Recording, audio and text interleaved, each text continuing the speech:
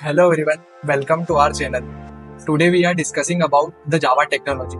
आज हम जावा टेक्नोलॉजी के बारे में बात करने वाले हैं जो कि एक ऐसी टेक्नोलॉजी है जो कि इंडस्ट्री में बहुत टाइम से सरवाइव कर रही है और इजी टू लर्न और सिंपल और सिक्योर प्रोग्रामिंग लैंग्वेज है। हम जावा को एकदम स्क्रैच से डेप्थ में कवर करेंगे हर एक टॉपिक को। हमारे आने वाले वीडियोस में एक एक करके सारे टॉपिक्स को हम कवर करेंगे।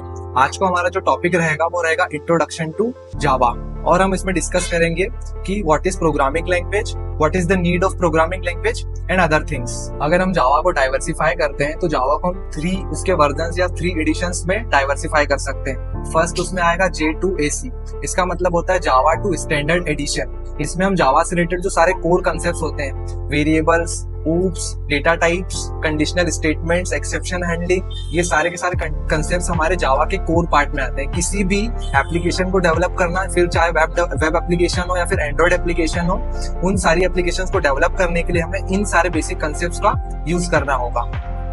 देन हमारा नेक्स्ट इसका जो एडिशन आता है उसको हम कह सकते हैं J2EE, इसका मतलब होता है जावा टू इंटरप्राइज एडिशन। इस एडिशन के अंदर हम जावा का यूज करके डिफरेंट टाइप्स के इंटरप्राइज लेवल के एप्लीकेशंस को बना सकते हैं। मेजर हम इनमें 3 टेक्नोलॉजीज का यूज करते हैं, सर्वलेट, JSP और JDBC। इसका यूज करके हम किसी भी वेबसाइट का बैकएंड पार्ट डेवलप कर सकते हैं। देन हमारा जो नेक्स्ट पार्ट आता है वो हमारा होता है J2ME, इसका मतलब होता है Java two micro edition. Java two micro edition अभी राइट नाउ में इतना पॉपुलर नहीं है क्योंकि एंड्रॉइड्स पॉपुलर है, एंड्रॉइड्स की डिमांड है, इसलिए हमारा J2ME भी इतना पॉपुलर नहीं है। तो अब हम डिस्कस करते हैं कि इस कोर्स में हम क्या क्या कवर करेंगे। हम इस कोर्स के अंदर पूरा का पूरा J2AC वाला वर्जन जिसको हम कोर जावा बोलते हैं नॉर्मल लैंग्वेज में, और J2EE वाला वर्जन जिसको हम एंटरप्राइज एडिशन बोलते हैं, और साथ ही साथ हम जावा से रिलेटेड सारे के सारे फ्रेमवर्क्स को भी कवर करेंगे। क्यों? क्योंकि राइट नाउ में इंडस्ट्री में फ्रेमवर्क्स की डिमांड है रेस्ट एपीआईज को बनाने के लिए।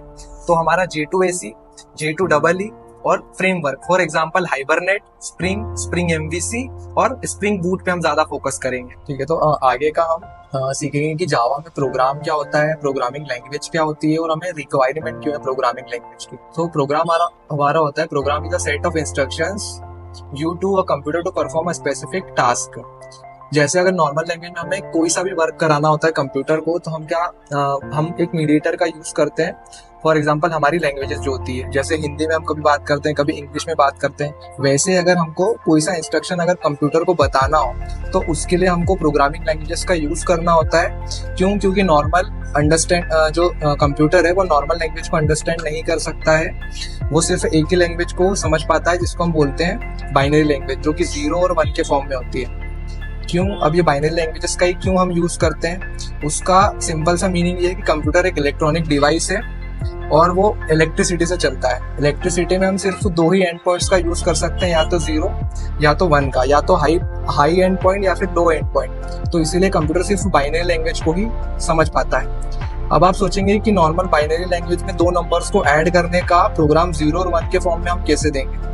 तो इसका एक सिंपल सा सॉल्यूशन ये है कि हमारे जो डेवलपर्स हैं जिन्होंने प्रोग्रामिंग लैंग्वेज को डेवलप किया है, और खासकर हाई लेवल के प्रोग्रामिंग लैंग्वेज को जिन्होंने डेवलप किया है, उन्होंने नॉर्मल ह्यूमन फ्रेंडली ऐसी लैंग्वेजेस को बनाया है जिसको यूजर आसानी से समझ सके और उसका यूज करके अपने कंप्यूटर को ये बता सके कि उसको क्या कराना है, उसको 2 नंबर्स का एडिशन कराना है, मल्टीप्लिकेशन कराना है या सब्सट्रैक्शन कराना है। तो इसी के लिए हम हमारे लैपटॉप के अंदर प्रोग्राम लिखते हैं और कंप्यूटर को ये बताते हैं कि एक्चुअल कंप्यूटर को क्या करना है।